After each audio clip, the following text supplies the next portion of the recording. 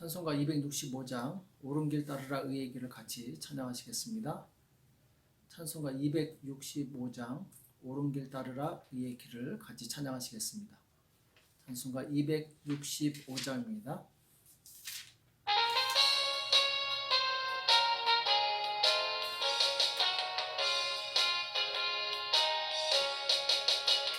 오른길 따르라 의의 길을 세계 만민이 의의 길 이 길 따라서 살 길을 온 세계에 전하세 만 백성이 나갈 길 어둠 밤 지나서 동튼다 하나님 보아라 저비 주 예수의 나라 이 땅에 곧 오겠네 주 예수 따르라 승리의 주 세계 만민이 돌아가 길과 진리요 참 생명 내 창검을 부수고 다 따르라 화평화 어둠 밤 지나서 동튼다 바람이 보아라 저비 주 예수의 나라 이 땅에 곧 오겠네 놀라운 이 소식 알리어라 세계 만민을 구하려 내 주 예수를 보내신 참 사랑의 하나님 만 백성이 따를 길 어둠 밤 지나서 동튼다 바람이 보아라 저비 주 예수의 나라 이 땅에 곧 오겠네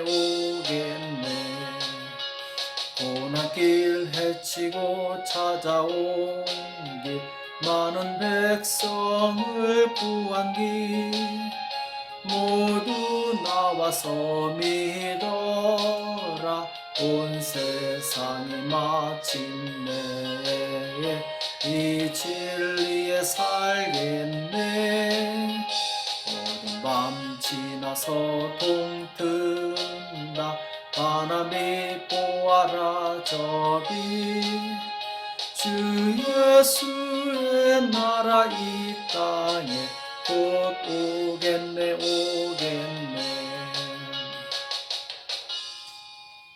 이 시간 기도하겠습니다.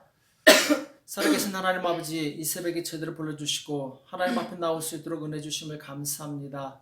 주의 성령님 우리 가운데 역사하사 이 마지막 시대에 주님의 뜻을 밝히 알아서 주님의 뜻대로 살 수 있도록 인도하시고 역사하여 주시옵소서. 날마다 주의 말씀을 읽고 묵상하며 말씀대로 살게 도와주시옵시고 순종할 때 하나님 날마다 하나님의 선하신 인도하심을 받게 도와주시옵시고 이 세상을 이길 능력으로 충만할 수 있도록 도와주시옵소서. 오늘 우리에게 주시는 말씀 듣기 원하오니 우리에게 말씀하여 주시옵시고 깨닫는 은혜가 있도록 도와주시옵소서. 감사하며 예수님의 이름으로 간절히 기도합나이다. 아멘. 열왕기상 5장 10절에서 12절 말씀 보겠습니다. 열왕기상 5장 10절에서 12절 말씀을 같이 한 목소리를 합독하도록 하겠습니다. 열왕기상 5장 10절에서 12절 말씀 같이 합독하겠습니다. 같이 읽겠습니다. 시작. 솔로몬의 모든 원대로 백향목 제목과 잣나무 제목을 주매 솔로몬이 히람에게 그 궁정의 식물로 밀 2만 석과 맑은 기름 20석을 주고 해마다 그와 같이 주었더라. 여호와께서 그 말씀대로 솔로몬에게 지혜를 주심으로 히람과 솔로몬이 친목하여 두 사람이 함께 약조를 맺었더라. 아멘. 공생의 길을 가는 성도들이란 제목으로 같이 말씀을 나누겠습니다. 솔로몬의 모든 원대로 백향목 제목과 잣나무 제목을 주매. 여기 보면은 솔로몬과 히람이라는 사람이 나오는데, 히람은 이 두루의 왕이죠. 솔로몬이 이 백향목 제목과 잣나무 제목을 원했고, 이것을 이제 두루 왕 히람이 이것을 이제 솔로몬에게 주고, 히람은 솔로몬에게서부터 무엇을 받았냐면은 이제 밀 2만 석과 맑은 기름 20석을 이렇게 받게 됩니다. 해마다 이와 같이 받게 되는데, 자, 이것으로 이제 이 두루와 이스라엘 그리고 히람과 솔로몬이 약조를 맺었다, 이렇게 말씀하고 있죠. 이것은 바로 이 서로 부족한 것을 채워주는 이 공생의 관계를 말씀하고 있죠. 생태계에도 보면은 이 공생에 대해서 여러 가지 이제 일들이 있는데, 특히 이제 나무늘보라는 이 동물이 있습니다. 나무늘보라는 동물은 코알라처럼 나무에 살면서 굉장히 천천히 움직이는 그런 동물이죠. 나무늘보하고 나무늘보 나방이 있습니다. 서로 공생의 관계인데, 나무늘보는 보통 일주일에 한 번 배설을 한다고 합니다. 이때 나무늘보 나방은 나무늘보의 이 배설물에다가 알을 낳고, 그리고 그 알이 깨면서 이 나방은 애벌레 때 나무늘보의 그 배설물의 영양분을 받고 이제 자라게 되죠. 그리고 자라게 되면은 다시 이제 나무늘보의 털 속에 들어가서 이 평생 그 나무늘보의 털 속에서 산다고 합니다. 나무늘보는 그 털에 녹조류가 있어서 이 보호색이죠. 이 적으로부터 자기를 보호하는데, 이 나무늘보 나방은 이 털 속에서 배설을 하고 또 나중에 죽게 되면은 그 영양분을 먹고 녹조류가 자란다고 그러죠. 그래서 이 녹조류로 인해서 이 나무늘보는 이 보호색을 얻게 되고, 그리고 적으로부터 보호받고, 그러니까 서로가 서로에게 좋은 거죠. 나무늘보는 이 적에게로부터 노출되지 않고, 또 나방은 그 털 속에서 이 안전과, 그리고 거기서 이제 생활을 하게 되는 그런 이제 서로의 관계, 이 공생의 관계죠. 오늘 이스라엘 왕 솔로몬과 두로의 왕 히람과도 이런 이제 공생의 관계를 맺게 되는 거죠. 솔로몬에게는 이 성전과 궁전을 건축할 백향목이 필요했고, 히람은 평지에서 나오는 식물들이 필요했습니다. 이 기름이 필요했던 거죠. 이것을 서로 주고받으면서 공생의 관계를 맺게 되는데, 두로는 이제 이스라엘 저 북쪽에 있는 나라죠. 지중해 인근에 있는 산악지대이기 때문에 거기 백향목이 많이 자랍니다. 잣나무도 자라게 되는데, 역시 이제 그 나무를 자르고, 그리고 이제 그 나무를 다루는 기술자들이 많이 있었겠죠. 열왕기상 5장 6절에 보면은 당신은 영을 내려 나를 위하여 레바논에서 백향목을 베어내게 하소서. 나와 나의 종과 당신의 종이 함께할 것이요, 또 내가 당신의 모든 말씀대로 당신의 종의 삭슬 당신에게 붙이리이다. 당신도 알거니와 우리 중에는 시돈 사람처럼 벌목을 잘하는 자가 없나이다. 이스라엘은 이렇게 큰 백향목 나무가 없기 때문에 이걸 다루고 벌목하는 사람이 없었죠. 그러나 두루와 시돈, 그 지역에는 이제 그런 나무가 많았기 때문에 벌목하는 사람들이 많았죠. 백향목은 우리가 잘 아는 것처럼 굉장히 큰 나무입니다. 수백 년을 자라게 되고, 그리고 곧바로 자라게 되고, 그리고 이제 병충해가 적어서 고급 목재로 많이 이제 사용되었던 나무죠. 솔로몬에게는 이제 이런 나무가 필요했죠. 왜냐하면 이스라엘은 사막 지역이기 때문에 이렇게 큰 나무가 없습니다. 그래서 두루 왕은 자기 나라에 있는 백향목 제목을, 그리고 이제 잣나무 제목을 이스라엘에게 주었고, 솔로몬은 두루 왕에게 평지에서 나는 이 곡식과 식물과 이 기름을 제공하게 되죠. 공생의 관계가 무엇입니까? 내가 없는 부분을 보완하고 남는 것을 나누어 줌으로써 서로의 필요를 채워줘서 만족하는 전략이죠. 이 공생은 곧 상생입니다. 서로 사는 거예요. 같이 살아나는 것이죠. 우리가 사는 사회도 대부분이 이제 공생의 관계로 이루어져 있습니다. 예를 들어 자동차 공장 같은 경우는 이 자동차 부품을 조달해주는 협력업체들이 많이 있죠. 자동차 회사는 예를 들어 바퀴를 전문적으로 만드는 회사와 협력해서 이 바퀴를 공급받습니다. 자동차 만드는 회사가 바퀴까지 만들게 되면은 이 또 하나의 회사를 세워야 되는 그런 이제 부담을 갖게 되죠. 그러나 바퀴만을 전문으로 만드는 회사에 의뢰하면은 그렇게 큰 비용을 들이지 않고도 이 바퀴를 조달받을 수 있습니다. 또 바퀴를 전문으로 생산하는 공장도 거기에 대한 전문성을 갖게 되고 거기에 대한 수입으로 온 회사 직원들이 같이 생활을 할 수가 있게 되죠. 자, 이것이 바로 이 공생의 관계죠. 서로 사는 관계죠. 하나님의 나라도 마찬가지입니다. 하나님께서 이 땅에 세우신 교회 성도들은 서로 공생할 때 이 하나님의 나라가 효과적으로 세워지는 것을 볼 수 있습니다.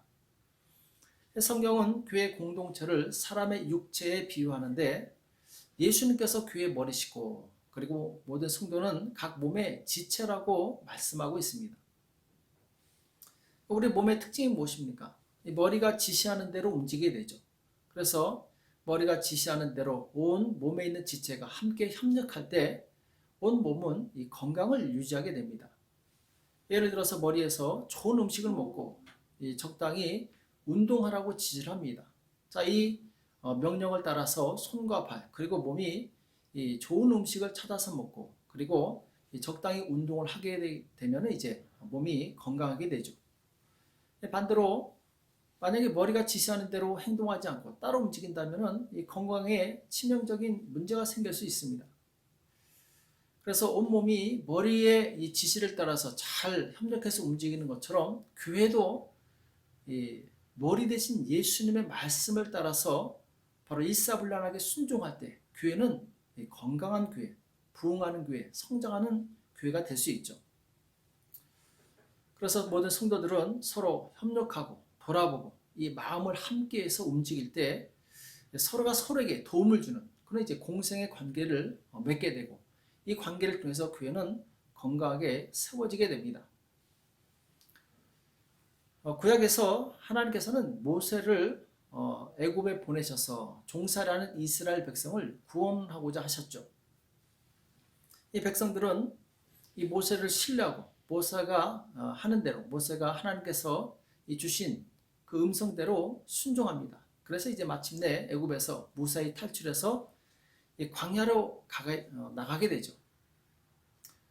또 광야에서도 이스라엘 백성이 모세를 신뢰하고 그 말을 따라갔을 때는 만나도 먹고 또 고기도 먹고 물도 얻으면서 길을 잃지 않고 이 바른 길로 가나안 땅 향해서 이제 갈 수 있었던 거죠.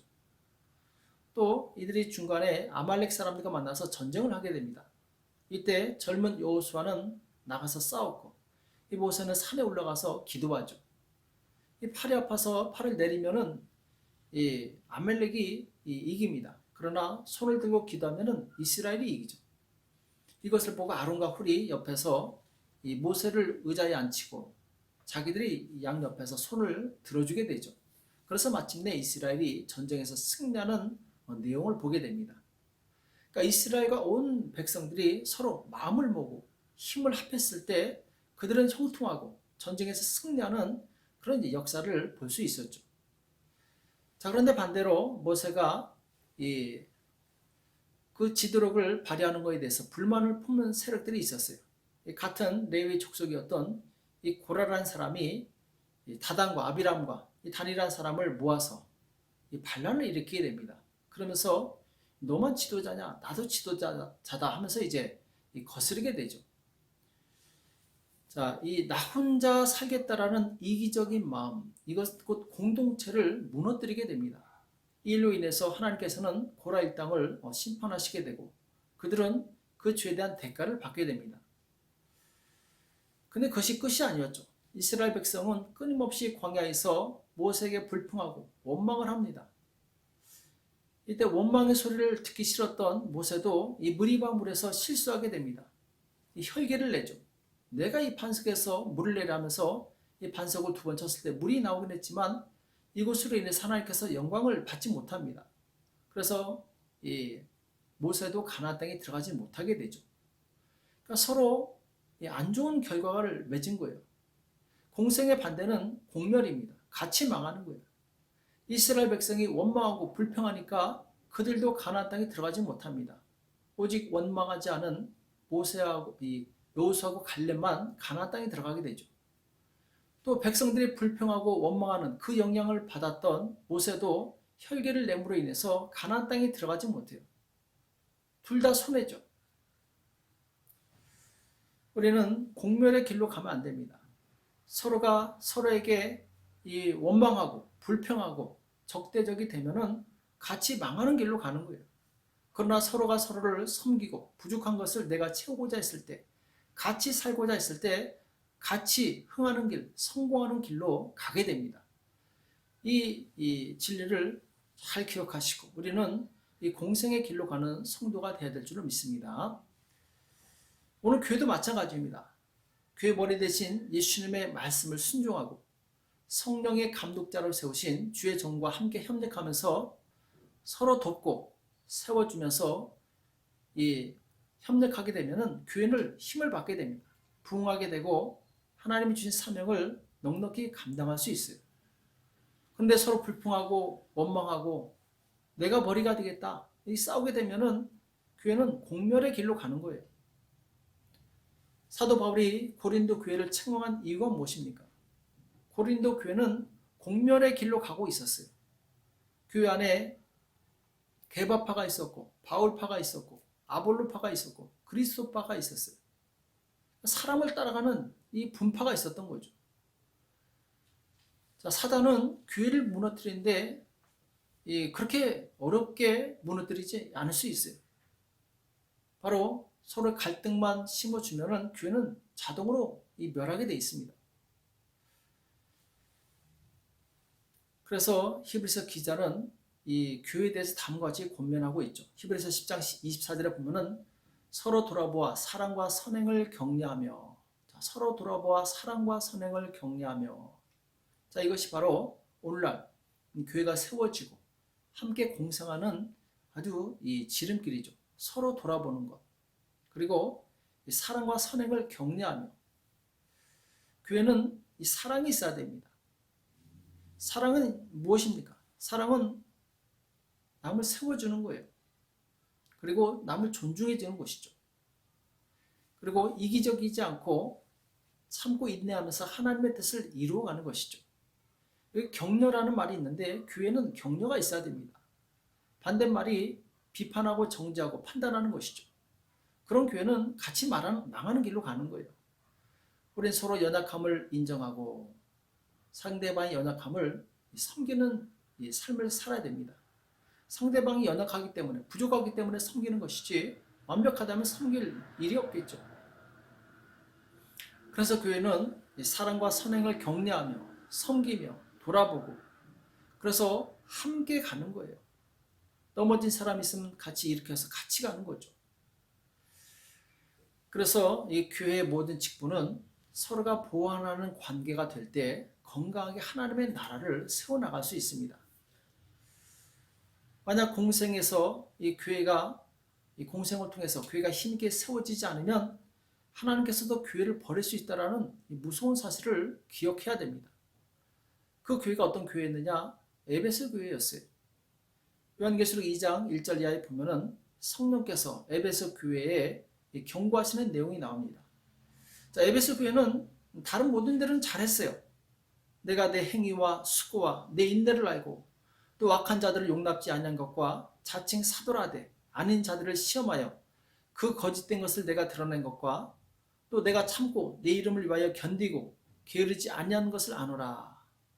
자, 모든 것이 정말 완벽했습니다. 게으르지 않고 열심을 품고 주일에 정말 신실했어요. 그러나 내가 책망할 것이 있나니 너희 처음 사랑을 버렸느니라. 처음 사랑을 버렸느니라. 자, 사랑은 교회의 핵심입니다. 다른 어떤 행위가 완벽하다 할지라도 사랑이 없다면 그 교회는 힘이 없는 교회예요. 그리스도께서 존재하지 않는 교회죠. 그러므로 어디서 떨어진 것을 생각하고 회개하여 처음 행위를 가지라. 만일 그리하지 아니하고 회개치 아니하면 내가 내게 임하여 내 촛대를 그 자리에서 옮기리라. 촛대를 옮긴다는 것은 바로 축복을 빼앗아서 다른 데에 주겠다라는 것이죠. 교회가 주님의 명령대로 사랑을 실천하지 않고 서로 분열을 가져오는 행동을 한다면 주님도 그 교회에 주셨던 그 축복의 촛대를 다른 곳으로 옮길 수 있다는 것입니다. 그러므로 우리는 속히 회개하고 주님께 돌이켜야 돼요. 만약 우리 안에 사랑이 없고 우리 안에 정말 남을 세워주는 격려와 위로가 없다면 그 교회는 위태로운 교회예요. 촛대가 옮겨질 수 있는 교회입니다. 사랑은 상대방에게 힘을 실어주는 것입니다. 또 낙심한 사람을 위로하는 것이고 절망 가운데 있는 사람을 세워줘서 소망을 주게 하는 것이죠. 예수님께서는 이 땅에 오셨을 때 바로 그런 일을 하셨어요. 소망이 없는 자에게 소망을 주시고 병든 자를 치료해 주시고 그리고 마음이 우울한 자에게 바로 이 기쁨과 소망을 주신 분이 바로 예수님이시죠. 우리가 정말 예수님을 믿는 그리스도인이라면 예수님처럼 살아야 됩니다. 예수님처럼 사람을 살리는 그런 삶을 살아야 돼요. 우리는 예수님처럼 완벽하지 않기 때문에 실수하고 연약합니다. 부족한 부분이 있어요. 진정한 사랑은 다른 사람의 부족한 부분을 내가 채워주고자 하는 것입니다. 그것을 비난해서 깎아내리는 것이 아니라 그 부분을 내가 어떻게 하면 채워줄 것인가, 이것을 고민하는 것이 진정한 사랑이죠. 그래서 서로에게 부족한 부분을 내가 채워줌으로 인해서 우리는 공생의 관계를 맺게 되고 공생하는 경우에 그 교회는 힘있게 부흥할 수 있는 바로 이 기틀이 다져진다는 것이죠. 오늘 우리는 이 솔로몬과 이 히람, 서로의 부족한 부분을 채워줌으로 인해서 서로 같이 살았던 이 공생의 교훈을 기억하시고 우리가 서로가 서로에게 힘을 실어주고 그리고 서로가 서로 사는 저와 여러분 되시길 예수님의 이름으로 축복합니다. 기도하겠습니다. 살아계신 하나님 아버지, 오늘 우리에게 말씀해 주시며 감사합니다. 솔로몬과 히람이 서로가 부족한 것을 채워줌으로 서로가 잘 살게 되었던 것을 우리가 기억하게 도와주시옵시고 주님, 이 땅에 우리가 살면서 다른 사람의 허물을 또한 비난하고 판단하는 것이 아니라 그 부분을 내가 채워줌으로 함께 공생의 길을 갈 수 있도록 인도하시고 역사하여 주시옵소서. 주께서 세우신 사랑의 길을 통해서 하나님 나라 확장되게 도와주시옵시고 주의 이름이 영광을 받기 원합니다. 모든 성도들이 하나가 되어서 공생하는 그 마음으로 아버지 하나님 영적 생활에 또한 승리할 수 있도록 도와주시옵소서. 주께서 함께해 주실 것을 믿고 감사하며 예수님의 이름으로 간절히 기도합나이다. 아멘.